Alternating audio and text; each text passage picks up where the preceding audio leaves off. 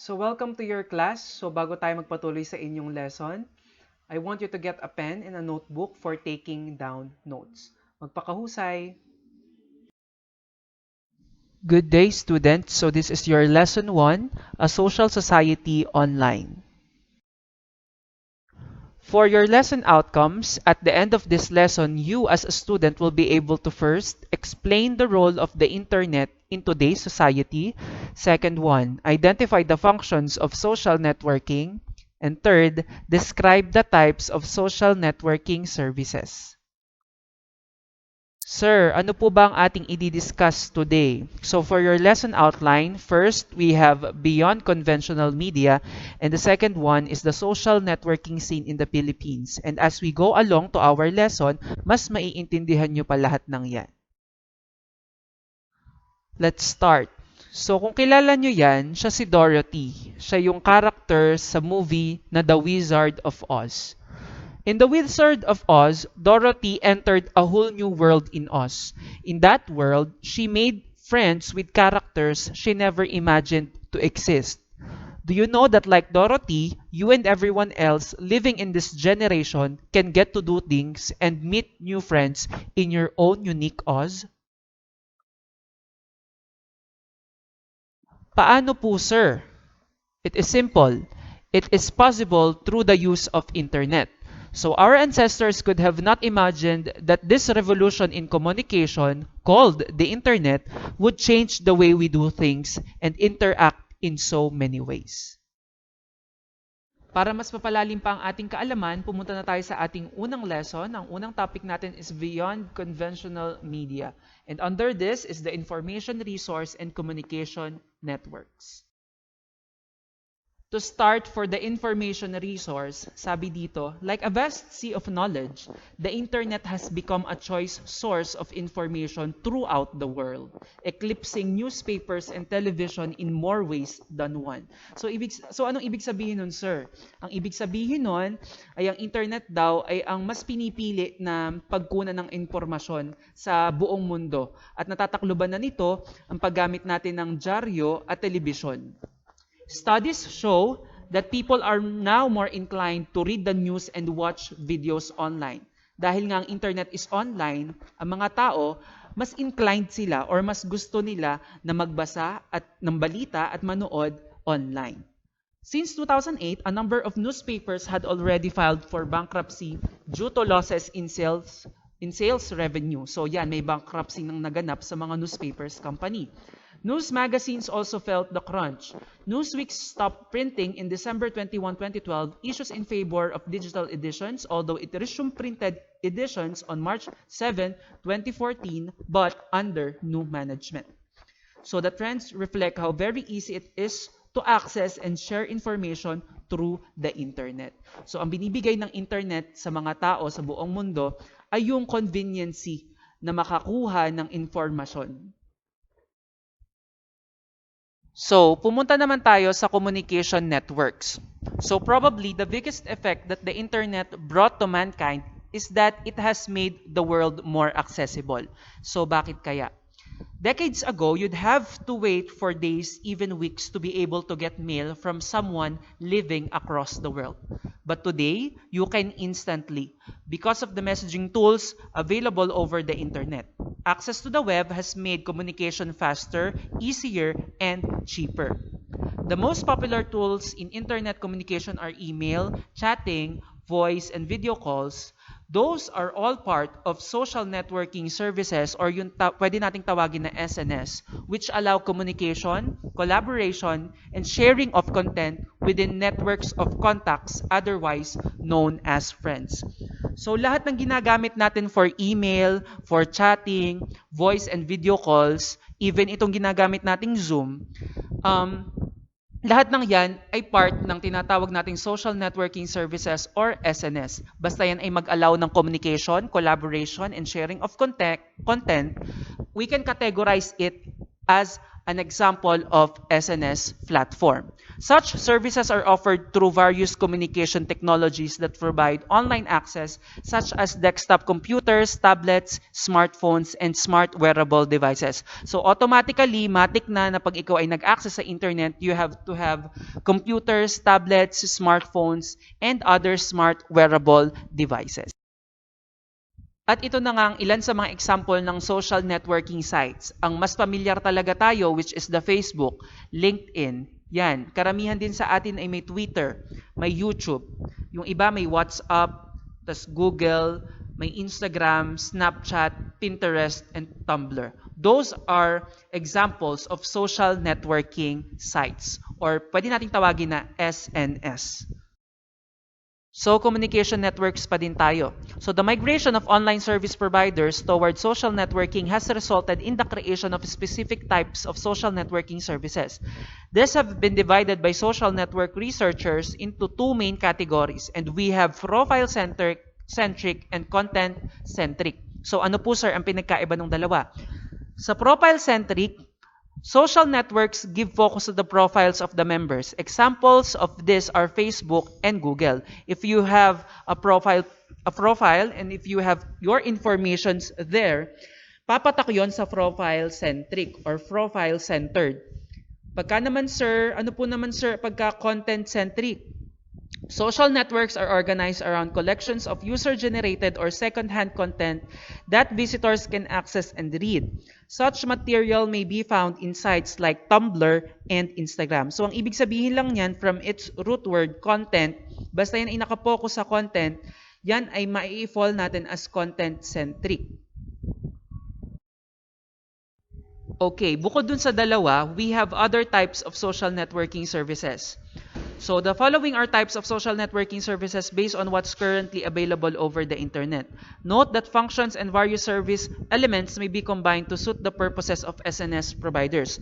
So may mga types of social networking services na pwedeng pagsamahin para mas mapaganda pa yung service. Okay. So profile-based and content-based, yan ay yung parang kaparehas din ng una nating diniscuss.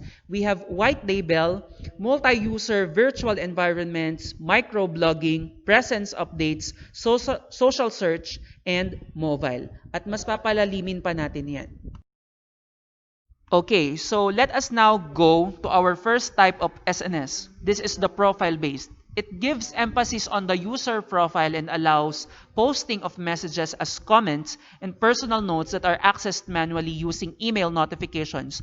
One of the best examples of this is Facebook. Okay, basta ikaw ay nakakapag-post, nakakapag-comment ka, and you have your profile, and nakikita yung informations mo doon, papatak yan sa profile-based. Next, we have the content-based. So, it has content or any output material that reflects the interest or preferred subject matter of the user which is prominently displayed on the home page.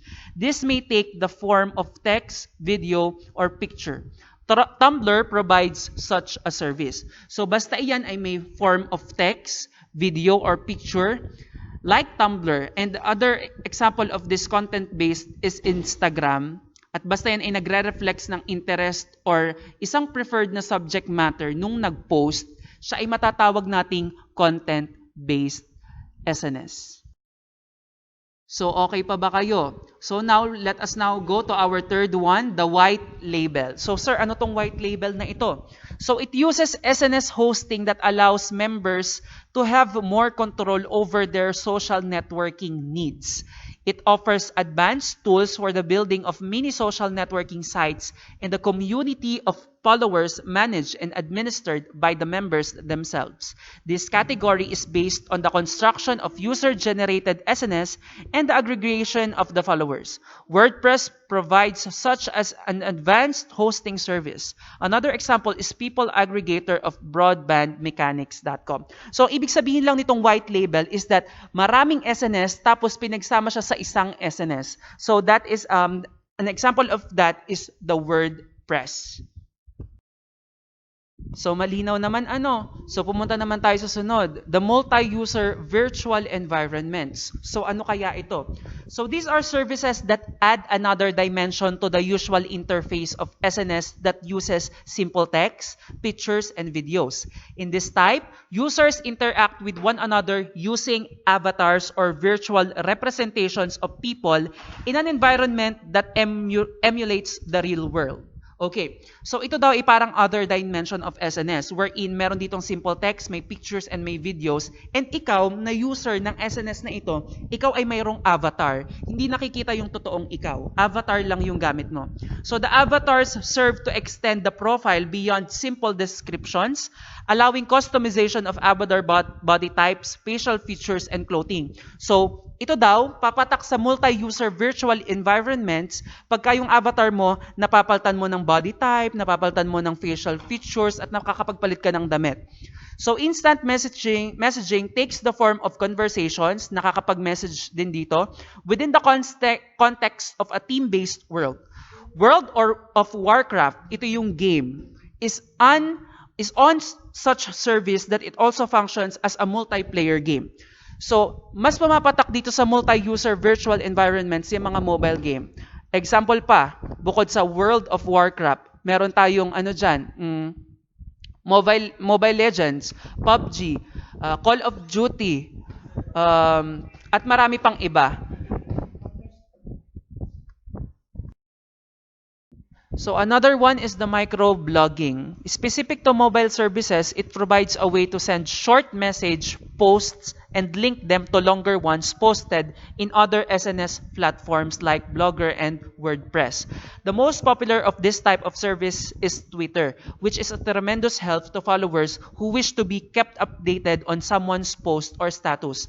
So kung may mga gumagamit man sa inyo ng Twitter, may limit ang bawat caption, may limit ang bawat text na pwede mong ilagay. Pwede mo namang ilagay doon sa Twitter yung link ng mismong post para ma-access ng mga makakakita. So that is microblogging.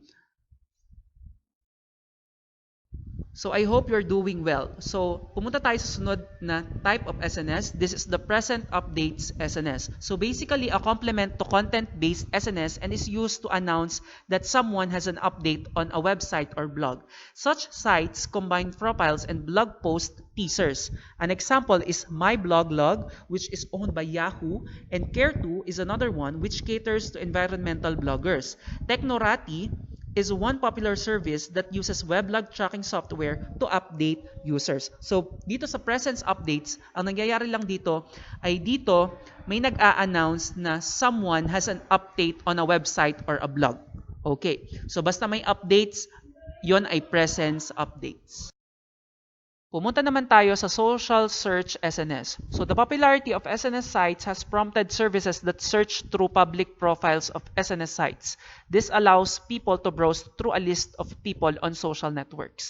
Basta ang use of that SNS ay makapag-search ng mga tao, papatak iyon sa social search SNS. The last one is the mobile SNS. So the ease of access to the internet using mobile devices has prompted SNS sites like Twitter and Facebook to offer cell phone-based versions of their services. This means that users can use mobile devices to make updates on their profiles and post messages as well. So ito ay kakombine ng ating content-based SNS wherein or yung ating profile-based SNS wherein dito sa mobile ang medium lang na ginagamit natin dito ay cellphone para ma-access natin yung mga content-based at profile-based nating SNS.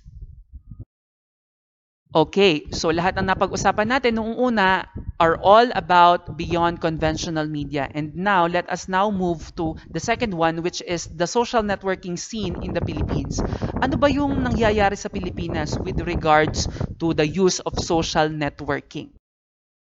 Okay, So, the internet social networking scene in the Philippines is a colorful, fast-moving landscape. So, ibig sabihin lang noon, makulay ang social networking dito sa atin at mabilis. Bakit kaya mabilis? Ano?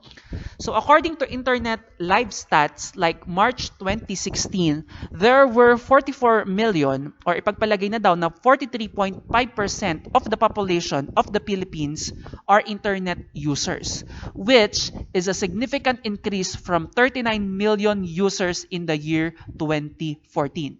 So sa 2014, 39 million pa lang ang gumagamit, but in 2016 March, 44 million na tayo. So the second is, in an international research called Power to the People, conducted in March 2008 by Universal McCann, the Philippines ranked number 1. Okay ha, number 1, or it composed of 83%. In the list of countries with the most people who have joined a social networking site. Maalin man yan, Facebook man yan, Twitter, Instagram, basta gumamit sila ng social networking site, kasama sila dyan sa 83%. Worldwide, over half, yung 53% of all internet users belong to a social network. Pag sinabi nating social network, dyan pumapatak yung profile-based SNS natin at content-based SNS.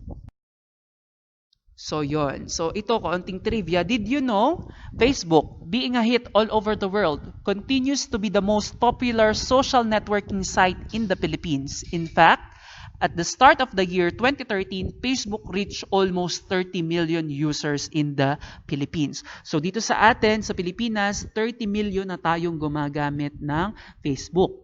It was in the year 2004 when Mark Zuckerberg, itong nasa picture, siya ang may-ari ng Facebook, and his colleagues launched a social networking service called the Facebook. Originally, it was only a dorm room project which was initially limited to Harvard students. So para lang to sa mga taga Harvard. Today, through Facebook's mission of giving people the opportunity to share, express what matters, and make the world more open and connected, the number of people joining the social network continues to grow. Kasi ang Facebook, ang binibigay niyan sa mga tao is that binibigyan nila ng Facebook ang tao na makapag-share, makapag-express ng nararamdaman nila, at makakonect dun sa kanilang mga mahal sa buhay. With the success of social networking, many service providers over the internet were established in anticipation of good business prospects, which serve to fill the demand for more SNS sites. Offices, schools, and establishments in many places in the country are now connected through the internet because of SNS. So halos lahat sa mundo, halos lahat sa Pilipinas, lahat sila ay maikakategorize natin na gumagamit ng SNS. Okay?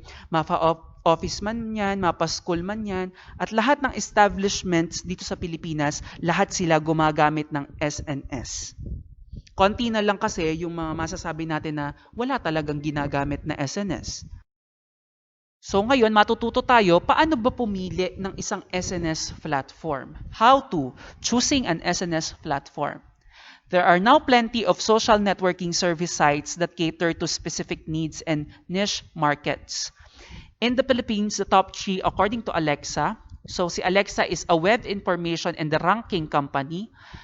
At sinasabi nga ni Alexa na ang top 3 daw na ginagamit nating social networking service ay ang Facebook, YouTube, and Google. Okay. In choosing a social networking site, remember that your intentions in joining may fall under one of the following. So pag pumili ka ng SNS, make sure na itong babanggitin kong 5 ay magfo-fall doon yung intention mo. Bakit ka gagamit noon? So first, joining an existing network with friends and making acquaintances. Pag gusto mo makipag-connect sa mga kaibigan mo or kung gusto mo makipagkaibigan, okay. Dapat yun ang maging intention mo bago ka makapili. Example nga nito is Facebook or Google. Second one is establishing a presence online. Pagka gusto mo naman na magkaroon ka ng updates online, pagka ikaw ay may gustong ibahagi sa kanila, well, you can use Tumblr or LinkedIn. Third, collaborating with and viewing the content of others. Diyan din pumapatak ang Facebook and Instagram. Fourth, generating and sharing of content. Pag may gusto kang i-share sa kanila na content, yan. Example nga yan is Pinterest and Tumblr. 5. Chatting and exchanging messages. Diyan papasok ang Facebook Messenger and Google Hangouts. Okay. So that's all for your lesson 1, a social society online. Kung gusto nyo pang balikan yung video, kung gusto nyo pang balikan yung informations, yung pinag-aralan natin, you may do so. Pwede nyo siyang gawin. So that's all for today. Magpakahusay. So that's all for your lesson 1, a social society online. Kung gusto nyo pang balikan yung video, kung gusto nyo pang balikan yung informations, yung pinag-aralan natin, you may do so. Pwede nyo siyang gawin. So that's all for today. Magpakahusay. At doon nagtatapos ang inyong lesson 1. So pag may hindi pa kayo naiintindihan or maintindihan, pwede nyong ulitin itong video na ito or pwedeng pumunta kayo sa discussion sa inyong lesson 1, sa inyong TechTeach account at makikita nyo doon yung ating discussion on text para mabasa nyo siya muli. So ano na sir gagawin namin after? So you have your activities, naka-upload na siya sa inyong class files. Ang gagawin nyo, i-download nyo ito at gagawin at pag natapos nyo na ito ay isasubmit nyo sa your files. Malinaw. So, yun lamang. Magandang araw.